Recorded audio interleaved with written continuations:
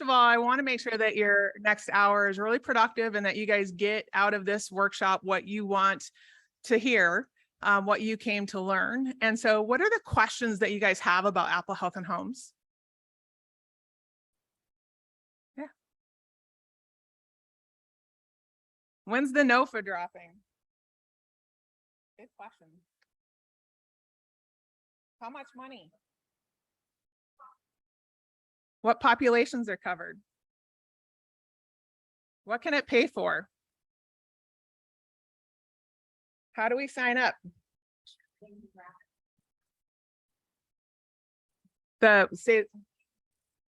Can we rapid purchase? Is rapid acquisition part of it?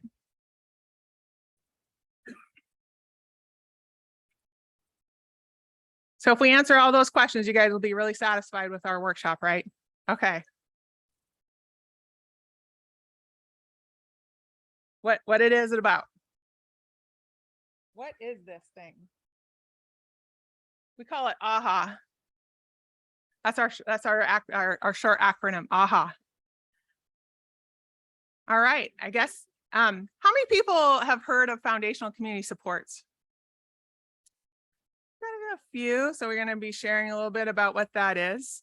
I guess we should maybe share about who we are. So my name is Melodie Pazolt. I am the new managing director of the Apple Health and Homes office within the Department of Commerce, which is a little bit of a new state agency for me. I spent most of the last 10 years at the Healthcare Authority in the Division of Behavioral Health and Recovery, who I'm very glad to introduce, Kimberly Castle. Hi, everyone. My name is Kimberly Castle. I am the Foundational Community Supports Quality and Alignment Analyst.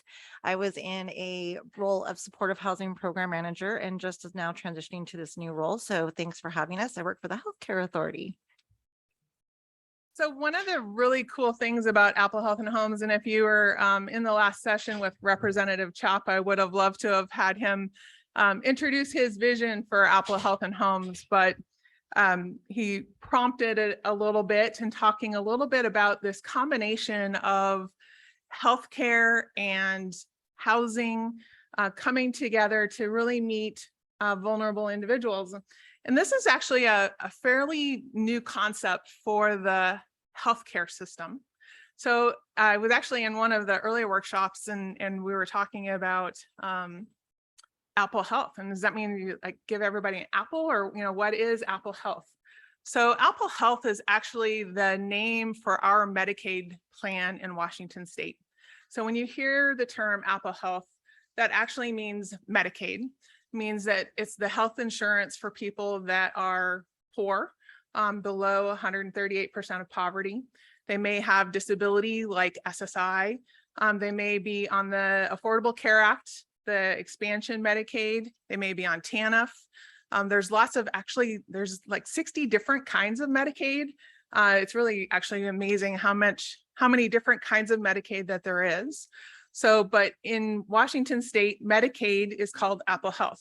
So when you hear about Apple Health and Homes, it's really that combination of the healthcare system and housing married together. And the healthcare system is really kind of late to the table. They're just starting to think about how housing affects people's health, or lack of housing affects people's health.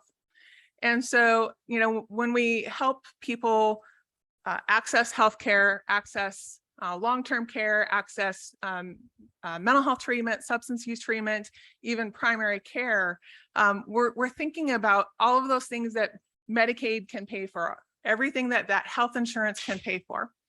But what we're really starting in the World Health Organization actually started coming out with saying, you can treat people, you can treat their mental health issues, you can treat their substance use, you can treat that broken leg, you can treat their stroke, but only to release them to homelessness, or only to see that person continue with poverty, or not be able to have any income, or not be able to get to their doctor's appointments. And so the World Health Organization started talking about the social determinants of health. And social determinants of health are really those things that contribute so that you can get better, so that you can get healthy, so you can recover from whatever disabling condition that you have. So housing, education, income, transportation, nutrition are all parts of the social determinant of health that really, when we start thinking holistically about treating the whole person, we can't just see treating that person's mental health issue without knowing where they're going to lay their head at night, or treating their substance use disorder without knowing that they're not going to go back to the same community where they were using. And so we really have to think holistically about the whole person, not just that whatever we're treating them with a healthcare program. So there's been a lot more conversations. Thank you. Nationally about housing as a social determinant of health. How do we link housing to healthcare? And so what if we could just write a prescription? What if that doctor had the ability to say, this person needs housing, and to really help that person think about, and this is a concept, this is really just this idea of how we marry these systems together. And so this idea of treating that person holistically and being able to address these issues, address employment, address nutrition, address transportation as a healthcare issue. So in 2022, the legislature did just that. They passed the Apple Health and Homes Bill. And it's a House Bill 1866. And basically what this bill does is it really brings all of those three legs of the stool together. The homeless and the housing system has been addressing affordable housing. They've been building permanent supportive housing. They've been really working on the housing crisis. And the healthcare system's been treating people with mental health issues and substance use disorders. And the long-term care, my colleague over here, Whitney Joy from Aging and Long-Term Care Services Administration at DSHS, they've been serving people that have barriers to independent living through adult people that have barriers or functional impairments related to adult daily living skills. And so how do we address all of these things together? And so what Apple Health and Homes does is it requires all three of the state agencies, DSHS, Department of Commerce, and the Healthcare Authority, to come together and say, we want you guys all to work together to bring housing, healthcare, long-term care services together to address that holistic person. To do that, one of the first steps is building on a program in Washington State called Foundational Community Supports. So Foundational Community Supports, and I'm going to pass it on to my colleague here in a minute. Foundational Community Supports is actually a very unique program. We're very fortunate to have Foundational Community Supports in Washington State. We're one of the very few states in the country that are actually using Medicaid to pay for supportive housing services and supported employment services to help people obtain and maintain housing and obtain and maintain employment. It's very unique. And so how do we now leverage using Medicaid to pay for the services with the bricks and mortar that can be built through the Housing Trust Fund and dollars to help with vouchers and subsidies, operations and maintenance? So it's really bringing those three legs of the stool together. But who's eligible for Foundational Community Supports? What is Foundational Community Supports? Well, first, it's building off of permanent supportive housing. And in Washington State, we have a very a definition for permanent supportive housing that is very much in line with the evidence-based practices that the healthcare system is required to implement. There was a bill passed in 2014, Senate Bill 5732 and House Bill 1519, that requires the healthcare system, the behavioral health system, to implement evidence-based and research-based practices. And permanent supportive housing from a service perspective is actually an evidence-based practice.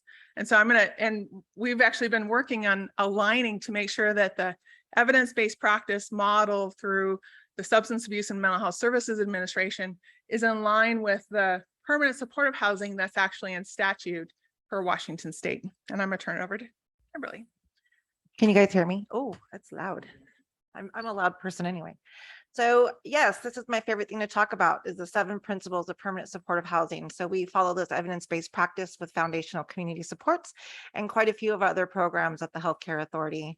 So looking at those really important parts of the quality of service that individuals are receiving when they're getting supportive housing. That choice is fundamental for serving folks, letting them have empowerment and ownership in what they choose to how they live their lives. So that comes into housing with who they get to live with and where they get to live and having choice in that.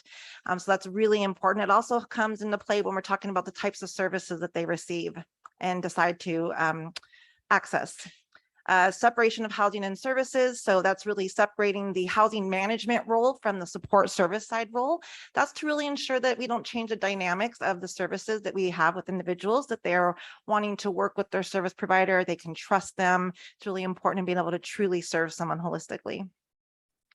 Then we have a 3-pronged one, the decent, safe, and affordable. We all know about that affordable piece, right? We want folks to be paying 30% or less towards their rent or towards their income and rent. So we are looking at affordability. That not only is access to vouchers and subsidies, but it's also about getting people connected to supported employment and giving them purpose in their lives so that they can really move forward in their recovery. We want them to have safety. So talking to them about where they live and if that feels safe to them, what feels safe to you may not feel safe to them, right? So having those conversations. And then making sure that we're talking about the integration piece, right? So making sure that we're integrating people into their community. So truly understanding that someone wants to belong in their community and looking at how we do that, whether it's through integrating them in the types of housing that they move into and also the types of services or activities they choose to be part of, right? So we want them to belong. One of the things I remember most about some of the programs I worked in is we'd ask them, do you feel like you belong in your community? And they'd say, no, I don't. And that's a big factor in someone really wanting to be in their home and have ownership in their lives. So rights of tenancy, right? We'd want to look at how folks are, if they have rights and where they live. There's a lot of different types of living environments. So are we having conversations with them about the full menu of choices and where they get to live and what that looks like when it means signing a lease, right? Do they have full rights? Are they signing lease addendums that dictate some more rules that they will need to follow? That's really important in them understanding and being able to take ownership in where they live. Access, this is my favorite. So we're talking about low barrier housing, right? We want to make sure that they have housing first programs, that there's low barriers. We're not wanting to put additional barriers in front of folks that already have so many barriers to go through before we're being able to access housing. So we want to do that in a way that allows them to truly have access to their housing.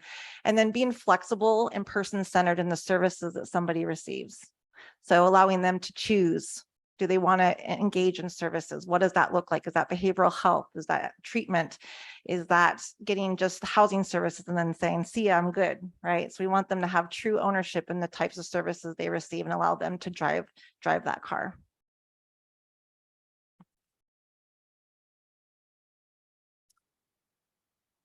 Continue? Sure.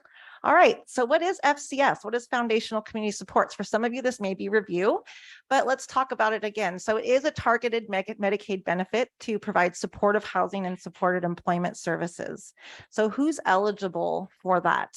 So I'm going to focus on the employment side or the housing side today because we're really talking about permanent supportive housing. An individual does have to be eligible for Medicaid. And be 18 years or older to access housing because they do need to be able to sign a lease.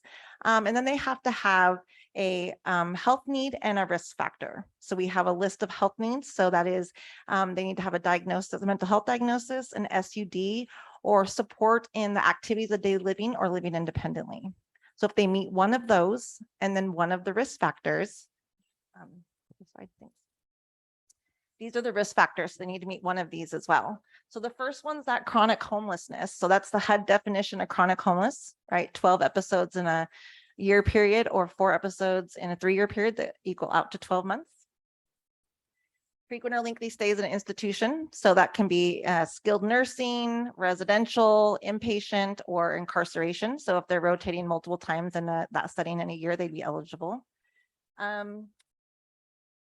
The adult living residential care. So if they're rotating through that system more than twice a year, and they would be eligible for foundational community supports. If you have an individual that's struggling with their in-home caregivers and they rotate through in-home caregivers, I know that I had that with a lot of folks, right, is that they aren't working out. They go through multiple caregivers in a year. That would be another individual that would be eligible for foundational community supports. And the last one is the PRISM score. Are you guys familiar with PRISM? So it's a predictive risk intelligence system score that really indicates how much Medicaid someone's utilizing. And so an individual that might be accessing these services may have a higher PRISM score than the average beneficiary, and a 1.5 or higher would make them eligible for services. So earlier in the previous workshop, it was really interesting to hear a gentleman talk about stacking the funding that you need to have for building affordable housing. And I'm fairly new to the housing world. It's complicated. All of the different funding, I don't call them funding streams, you call them funding trickles. All of the different funding trickles that have to be braided together to build affordable housing and to stack all of those different funding streams together, funding trickles together to build that actual bricks and mortar. What we're actually proposing, and part of that funding is thinking about how are we going to pay for services? How are we going to continue with this permanent supportive housing into the years? And who's going to pay for the services for the folks that need that level of support? They have to have disabling conditions to be eligible for PSH, permanent supportive housing. Here's a new funding source that can be used to pay for services, where we can actually use Medicaid to pay for the services to help people be successful in obtaining and maintaining their housing. So now, on top of stacking, I'm actually going to ask you to think about braiding or weaving funding together, because this is an opportunity to look at the capital funds that you're going to be stacking, all the different capital funds. Well, here's a new funding source that you could actually braid into that process. So you can actually partner with an organization that's an FCS provider, or a lot of housing providers can become FCS providers. One of the cool things that we did when we applied for the Medicaid waiver is that we actually wanted it to be very non-traditional. So there are actually a lot of housing providers, community action programs that are FCS providers. So you can actually either become an FCS provider, or you can partner with an organization that is an FCS provider and have them come and deliver the FCS services in your building. So those are some really unique opportunities. And now we actually want to take that one step further for Apple Health and Homes. So for Apple Health and Homes, what we actually want to try and do is we want to try and take that individual that has a disabling condition, that has one of those eligibility criteria that we talked about before. I will say for Apple Health and Homes, it was condensed a little bit. So not everybody on FCS is eligible for Apple Health and Homes, because that was about 20,000 people.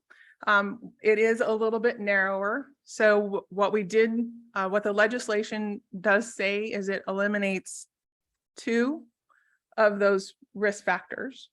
So the PRISM risk score and the turnover of in-home caregivers is not a risk factor that's eligible for Apple Health and Homes. So it's a little bit of a narrower population, but still the FCS criteria, the majority of the FCS criteria is applicable to Apple Health and Homes. So what we want to try and do with Apple Health and Homes is we're going to work very closely with the Healthcare Authority and the organization that is managing the Foundational Community Supports Program for HCA, and their name is AmeriGroup. So AmeriGroup is what's called a third-party administrator.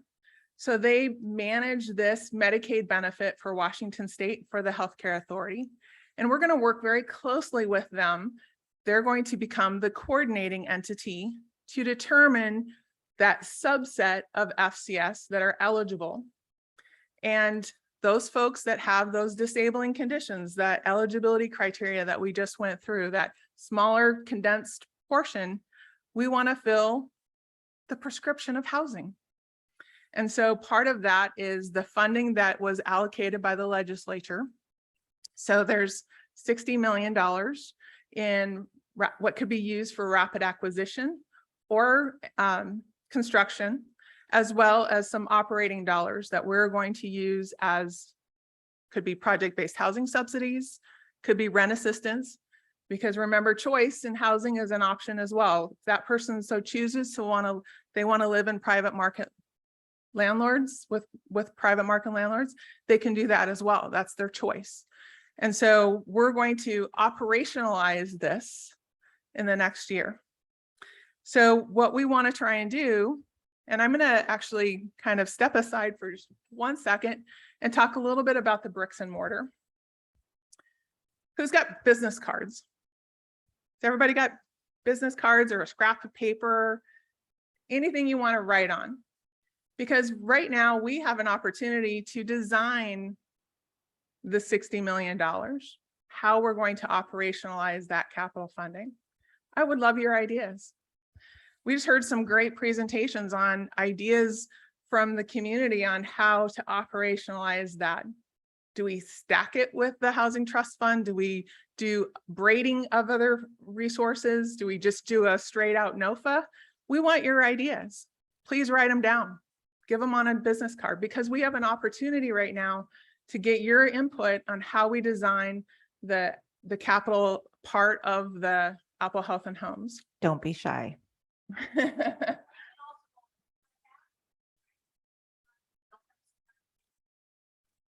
Or you could email us. Yeah. Yep. So, Questions?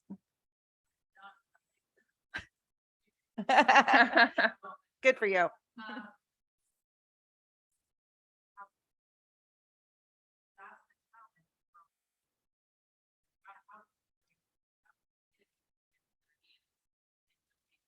Mhm.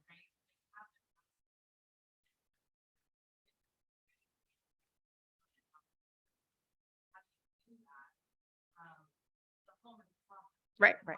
Right.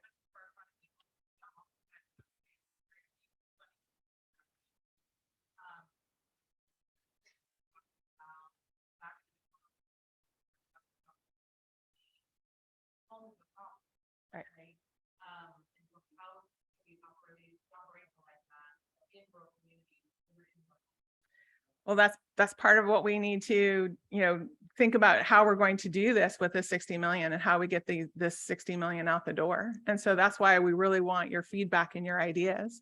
If your ideas, some of it needs to be dedicated to rural, though, that I want that feedback. I want that. We're actually also very fortunate right now where we're going to be, thanks to Representative Macri, who just joined us as well, launching a permanent supportive housing stakeholder advisory group as well. That's going to be starting in November. And, Apple Health and Homes is a very focused program initiative to, wrap these three legs of the stool together. But there's a lot around permanent supportive housing that we need to do. And so how do we expand permanent supportive housing across the state as well? And so there's, Apple Health and Homes is one big initiative, but there's a lot of other resources too. And how do we think about implementing permanent supportive housing in rural areas? So absolutely, if you have ideas or feedback, please write them down and send them to us. So a part of that, idea is how do we get the $60 million out the door? We've got to build more capital, but we really need to tie the capital to those folks that are in FCS. So we have to link those folks together. We have to do some immediate openings. We have to know in real time when that person's getting out of the hospital, when that person's getting out of the treatment facility, when that person has been engaged on the streets in chronic, from chronic homelessness. How do we get them in real time into those units, because that's the part that we're going to have to really work. And that's going to be the hardest part of operationalizing Apple Health and Homes, is that real-time connection between the subsidy, the voucher, the unit, and the services. And so we're exploring building some kind of a platform that the housing providers would enter into, that will be linking the FCS, the coordinating entity, to, so that we can fill that, conceptually fill that prescription of housing. The second part of the Apple Health and Homes is really the operating dollars that come with this legislation as well. So there's 6.5 million in operating dollars that we're also looking at project-based housing vouchers, rental subsidies, again, but we really need to make sure that we're doing that real-time connection with that person that's meeting that eligibility, that's at risk, that's receiving FCS services. And so we're exploring piloting a third-party administrator that would manage these funds for us, so that we can actually look at where do we have people enrolled in FCS and make sure that we have resources for those individuals enrolled. And so through working with the coordinating entity through AmeriGroup, we can actually look to see where there's enrollments. We'll be doing assessments and looking to try and connect that person to that housing subsidy or that rent assistance if they so choose. And so whatever that assessment is, and really trying to match people. So it's real time, but it's also a lot of matching, because we want to make sure, as you heard Kimberly talk a lot about ownership, we want to make sure that we're honoring choice in housing, their choice in what kind of environment they want to live in. And so that is part of it, is giving people that choice. And that will be part of the assessment that the FCS system will be doing. And then we, as on the housing side, will be matching those resources together. So we have a lot to do in a very short amount of time. So let me just go over just really quickly again, who's eligible for foundational or for Apple Health and Homes. So that individual, again, this is building on the FCS eligibility. One of the things that I think is really important to know, and one of the biggest challenges I think for the individuals, particularly individuals that are chronically homeless, is actually getting access to Medicaid in the first place. And so we'll be doing a lot of efforts to try and help individuals that are chronically homeless get access to Medicaid. One of the really cool programs that the Healthcare Authority has is actually what's called a volunteer assister program. It's a training that you can take online. And by taking this training, you can actually help somebody apply for Medicaid. And you can actually shepherd their application through the process. And you can actually see where they're at in the stages of application. And so that volunteer assister program is certainly something that we want to make sure that all of our homeless outreach programs are connected with, so that if that individual we think is eligible for Medicaid, we want to make sure that we're getting that individual assistance to get onto Medicaid, that then makes them eligible for foundational community supports. They have to be assessed and meet one of the following needs, having a mental health need, a substance use disorder, or needs assistance with activities of daily living. And our colleagues at DSHS and Aging and Long-Term Care Services Administration are the experts. And if you don't know Whitney Joy, please, I'm going to call you out. She is your key partner in aging and long-term care services. She's a housing expert, but also so knowledgeable about how to help people get in-home caregivers, how to get access to people that will come in and help them with their adult daily living skills.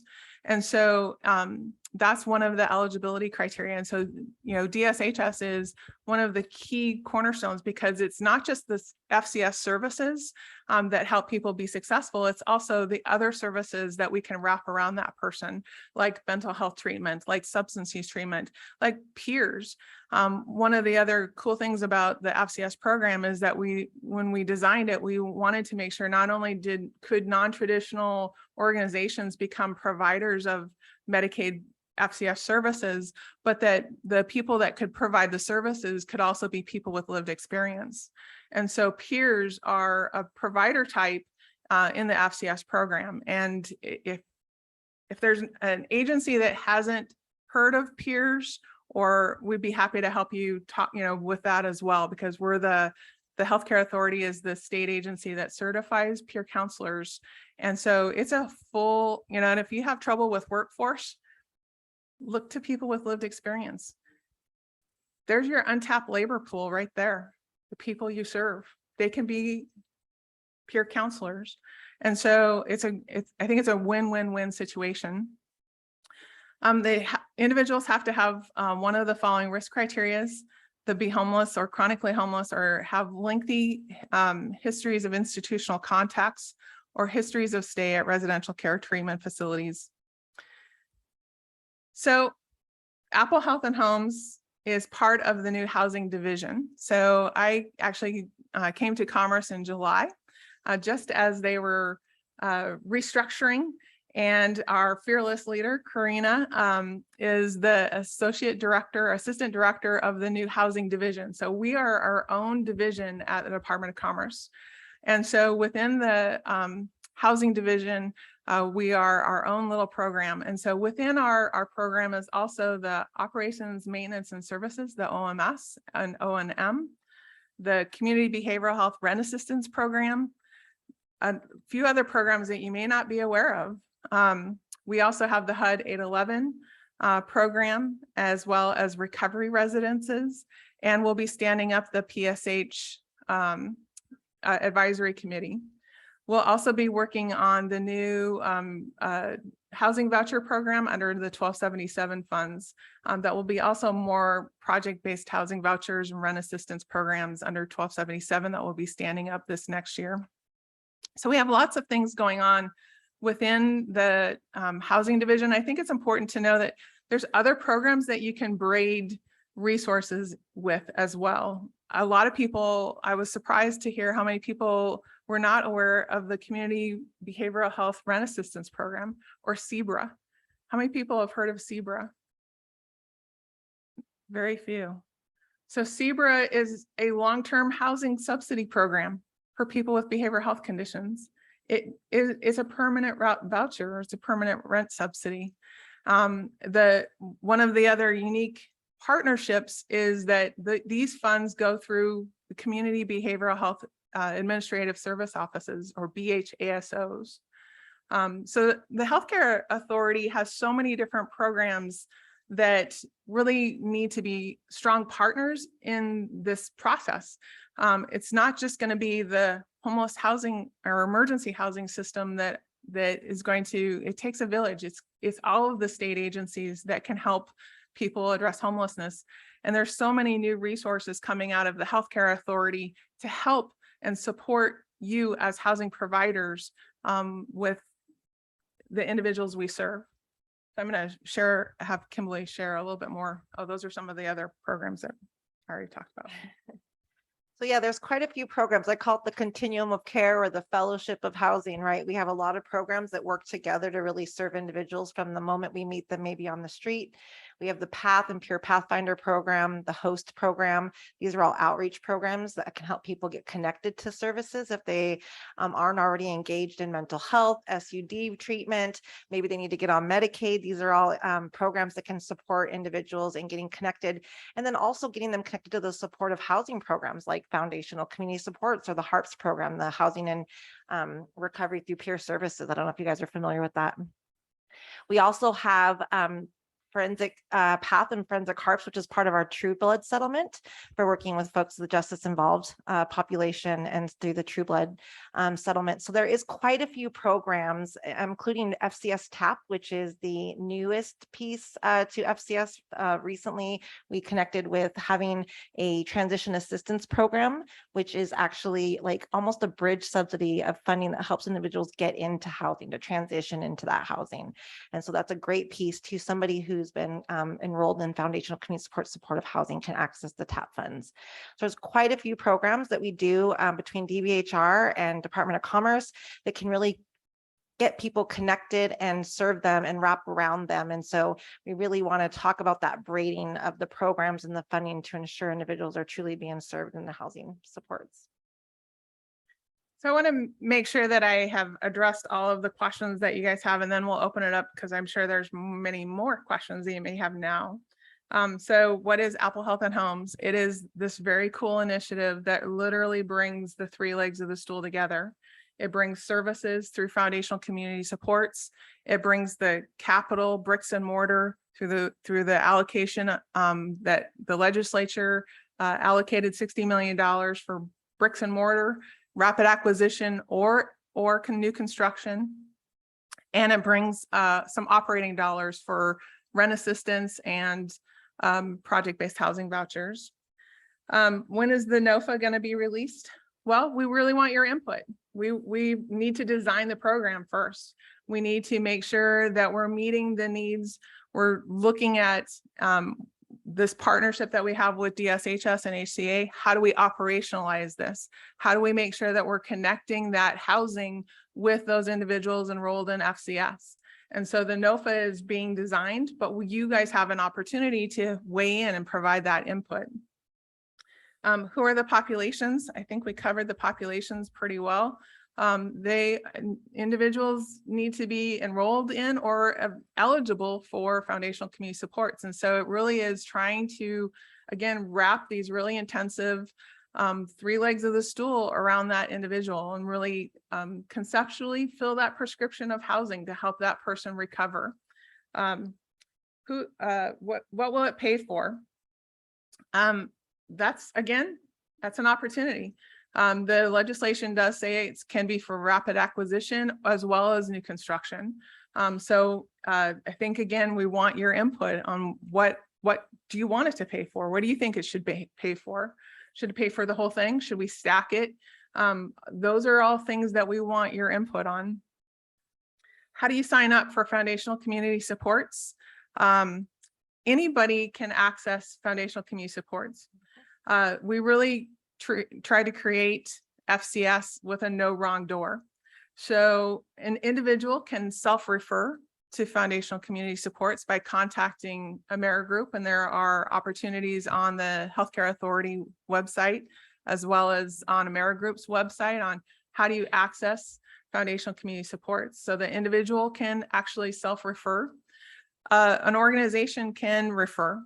If you are a provider or a housing provider and you want to refer people to FCS, you can make those referrals. There's actually on the AmeriGroup website a referral form, or you can actually become an FCS provider and start serving the people that are in your constituency, that's in your program. So we really tried to make it a no wrong door approach to FCS services. So there is, some steps to become an FCS provider. So AmeriGroup, you would have a contractual relationship with AmeriGroup. And we actually have some really cool programs or ideas. Do you want to talk about the Medicaid Academy? So, Medicaid is an insurance. It's just like billing for as a physical therapist. You're billing an insurance company for services that you're providing. And so, but understandable, that can be scary. And there are two things that I want to sort of share. And I'm going to, one is we actually are going to be also looking at capacity grants. So Commerce will have some capacity grants through our operating dollars. We'll be working closely with Enterprise to help provide technical assistance on how to braid all of these things together. But also the Healthcare Authority has a Medicaid Academy, and they also have seed grants, capacity grants to become FCS providers. Ooh, let me talk about that. So the really cool thing about FCS that's unique to many of the other programs out there is you get all this amazing technical assistance and training attached to FCS. So we have 4 trainers across the state that provide technical assistance for supportive housing and supported employment, as well as we've contracted with 5 national TA agencies to support us in providing that training so that you guys can have continuing education and really be learning how to provide good quality services for the folks you're serving. Part of that is we have connected with or contracted with CSH, and I see some girls in the back. I'm going to call you out. CSH Center. Huh? Oh, Corporation of Supportive Housing, sorry if you're not familiar with them. And we are working with them to provide a Medicaid Academy. And this is a 6-part webinar series to really support individuals and programs learn the Medicaid process and how to become, how to bill Medicaid, to give you comfort in that process, what that looks like, so that if you have been kind of in that contemplation stage of billing for Medicaid or learning about it, or just wanting to get more comfortable with the process, this 6-part webinar series with CSH is going to do that for you. And we're starting that actually starts tomorrow. Yeah. So if you guys are interested in receiving technical assistance and want to know more about FCS or want to be part of some of these great trainings that are available, you can connect with me and I can get you on our listserv so that we can get you connected to all the great training that's available around foundational community supports. There's been so much effort to try and make sure that organizations understand what FCS is through the technical assistance, the capacity grants, the trainings that they host probably about 10 trainings a month that are available to the community. They also have capacity grants. They also have sponsored the Supportive Housing Institute, again, on how do you bring a team together, a service provider, a developer, a funder, a housing provider, all together to go through the process of applying for funds. So there's the Supportive Housing Institute that's also an opportunity to again, not only stack funding, but also braid funding together. So the Supportive Housing Institute is also an opportunity, and we're taking applications for the Supportive Housing Institute for in November, I think it starts. So again, lots of opportunities. We want to help organizations, be it housing providers or other non-traditional organizations, to demystify Medicaid. It doesn't have to be a scary thing. It really is a revenue source that is not going to go away anytime soon. And individuals, really particularly individuals that have barriers to housing, are eligible for these funds, are eligible for these services. And it's an opportunity for you as organizations to leverage these funds to meet the stacking of your funding for your programs. So I think I covered signing up for FCS from either the individual's perspective as well as an organization to sign up. And then I think the last question was, is rapid acquisition an eligible type for the 60 million? And yes, it is. So with that, we'll entertain some more questions.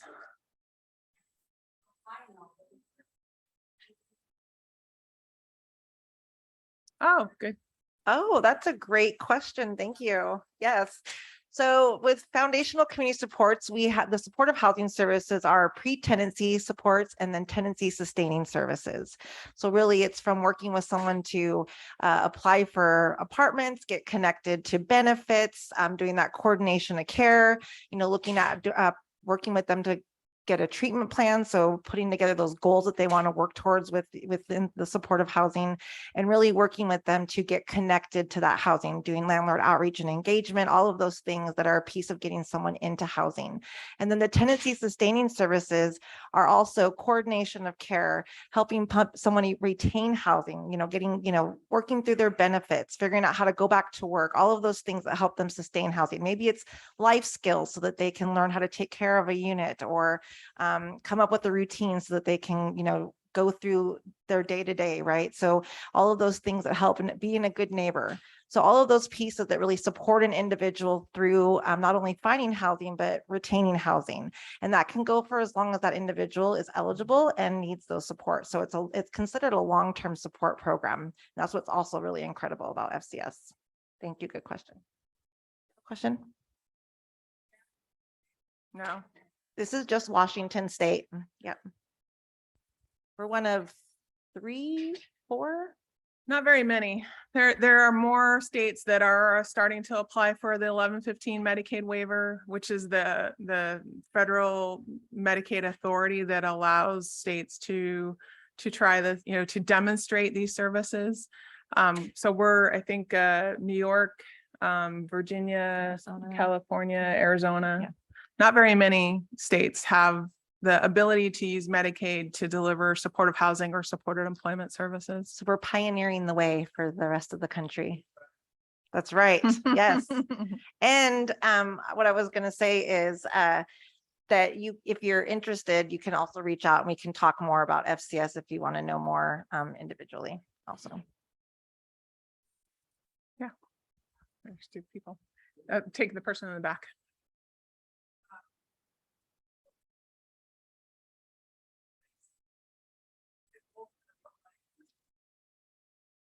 They're going to be running side by side. So foundational community, a subset of the individuals eligible for foundational community support are who we want to fill their prescription of housing.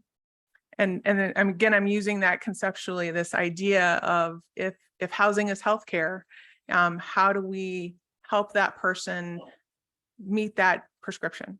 And so that's, yeah, it's a subset of the FCS population.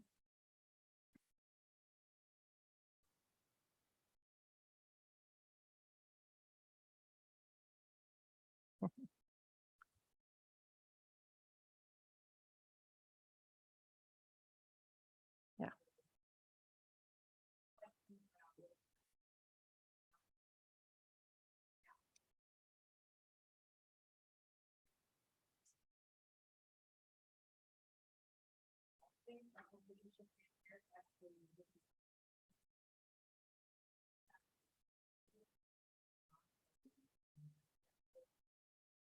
Mm-hmm.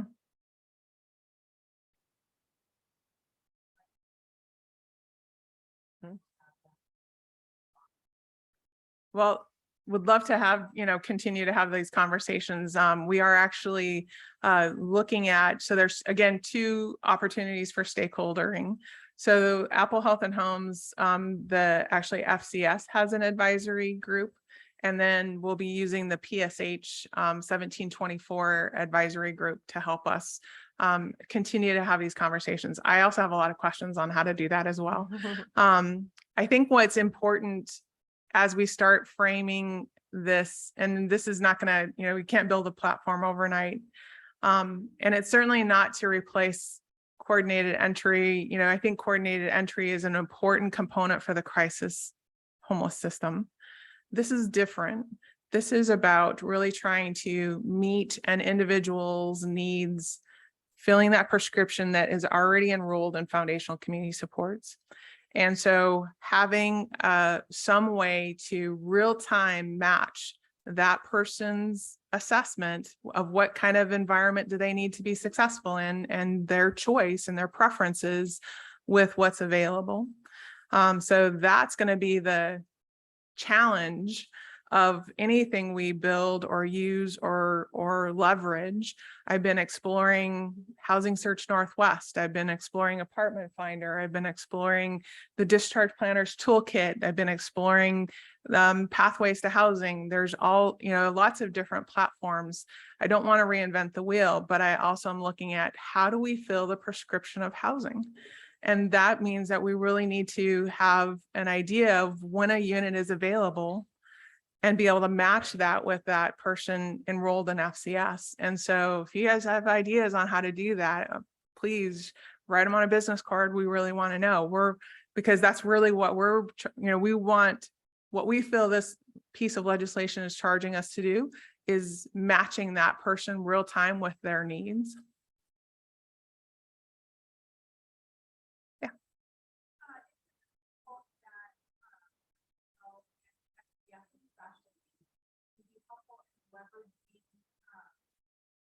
The ability for service providers to build depots as a great long-term potential way to really recover services long-term for Medicaid eligible individuals. So is there any of that data analysis that is being used to be able to build depots? They're actually, I just, because of my past experience with the healthcare authority, I happen to know that actually is, I think, have you talked to Dr. Chris Chen? So he's the medical director at the Healthcare Authority. He's very interested in that conversation about how to leverage Z codes. So Z codes in the healthcare system. So whenever you go whenever you go to the doctor, there's so many codes that they are medical billing codes that they are, going through in your chart. Every visit, you probably, if you've ever seen an electronic health record, there's all these check boxes with all these different medical billing codes and diagnostic codes. And one of those codes is what are called Z codes. And those actually are social determinants of health codes. And so if your doctor actually marks that Z code that you are homeless, that tells the healthcare system that you're homeless and there may need to be an intervention. And so that actually could lead to the PRISM system that could actually, the PRISM, the predictive risk intelligence system, is actually behind the scenes healthcare opportunity to tell the managed care organizations who are those folks that are most at risk and really vulnerable. And so Z codes could actually inform part of that as well. So talk to Dr. Chen because he's leading the efforts. And I thought that there was actually some efforts this last legislative session around Z codes. And I think it might be in House Bill 1860. Do you remember anything about Z codes in the? Yeah. Lots of potential, definitely, for FCS.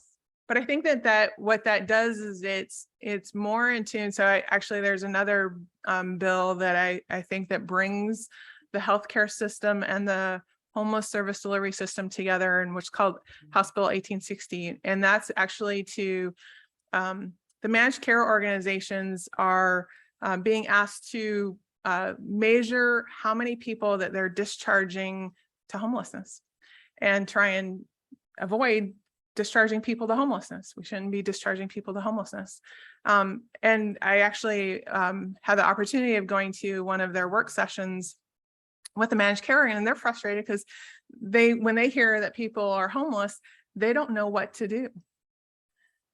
They just feel helpless. They don't know what to do. The housing or homeless system is so complicated. And so how do we actually, again, have these opportunities to bring managed care organizations into these conversations? How do we get them connected to housing and homeless resources? And so if we're asking them to mark when somebody is homeless, when they're in the doctor's office or when they're in the emergency room or in the treatment facility, mark that they're homeless. And this could take on some opportunities to educate the homeless system. One of the amazing things that Kimberly's been doing is actually a homeless discharge planners toolkit. You want to talk a little bit about that? Yeah, so we have created a discharge planners toolkit at the Healthcare Authority.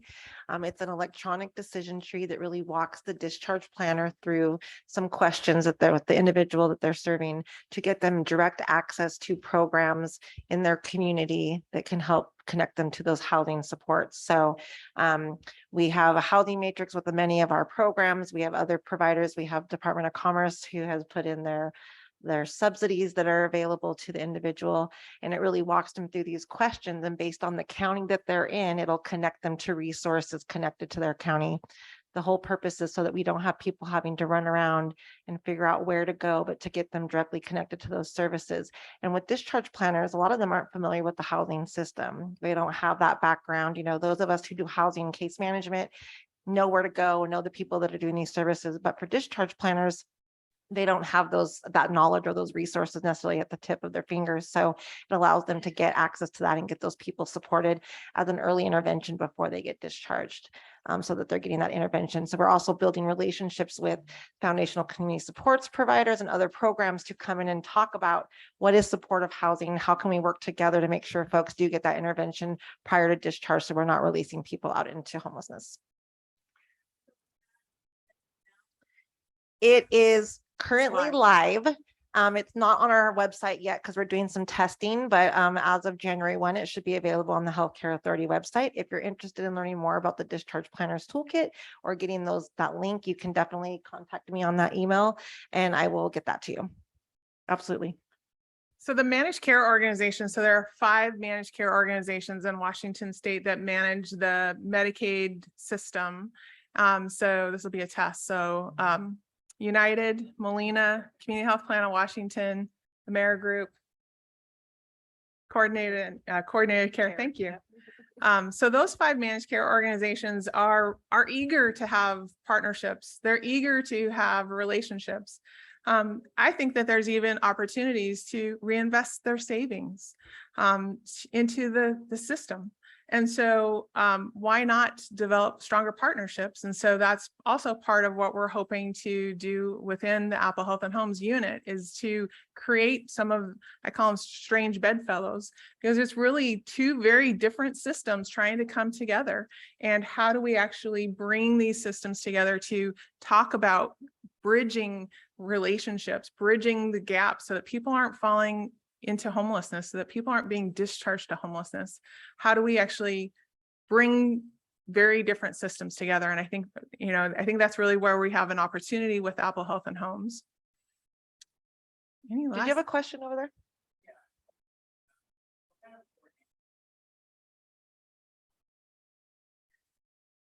Well, probably at this moment, not a lot. It's on the list, list of things to do. So right now I'm only about 3 months on the job. So with a 2-week wedding that I had to attend in between there. So really what we're trying to do right now is kind of build the capacity. We're trying to hire some staff, starting to, formulate our partnerships. So Whitney Joy, Kimberly, myself, our research, AmeriGroup, we're starting to meet on a regular basis to start formulating this plan, pulling our advisory groups together. We have a work plan, we have a charter, how all these different state agencies are working together. And then we'll start thinking about how we can replicate and get community input and roll this out on a community basis. I know the Healthcare Authority and Whitney Joy, you too, also, they have staff out all over in the state. So Whitney Joy, you've got staff everywhere. And then the Healthcare Authority has staff on the east and west side. So they're really trying to, at a local level, address this. And we do that through conferences. Next week is the co-occurring conference. If you guys, one thing that I think is, would be if I had a magic wand, I would cross-populate people to go to conferences. Yeah. You guys are all housing developers, housing providers. Go to a behavioral health conference. Go to the healthcare conference. Go to, it's some cross-pollination so that you can learn about these other systems and forge those relationships. So next week is the co-occurring conference. In June is the behavioral health conference. And so let's get some cross-pollination going and learn about each other's system. Let's get some behavioral health providers coming to the Housing Washington conference.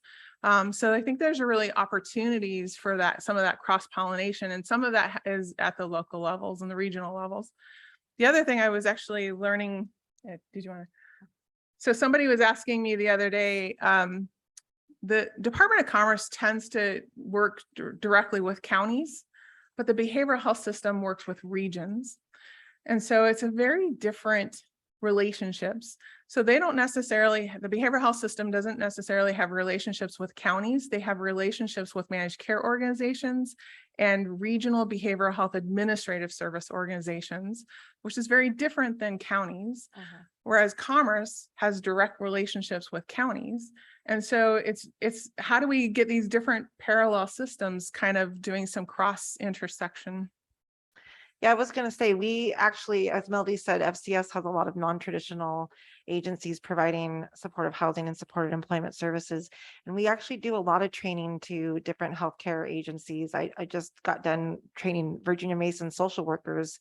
They had us come 2 months in a row to talk about foundational community supports and just supportive housing and resources. And Whitney Joy, I bet you guys do quite a bit of that as well. So we have a lot more interest in it the more it gets out there, right? That they want to know how they can be part of the program, even if it's just as a referral source to connecting to other other agencies providing the service so they can get those folks with supportive housing interventions and supported employment. So we're seeing a lot more of that as the program evolves. It is 4:43. We'll let you guys go 2 minutes early. Thank you guys so much Thank you for so much. staying, and thank you for attending.